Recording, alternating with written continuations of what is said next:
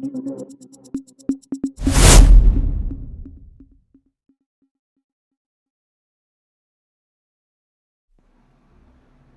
குரல் செய்திகள். புதுச்சேரி அங்கன்வாடி ஊழியர்கள் சங்கத்தின் சார்பில் பல்வேறு கோரிக்கைகளை நிறைவேற்ற வேண்டும் என்று கோரிக்கை விடுத்துள்ளனர்.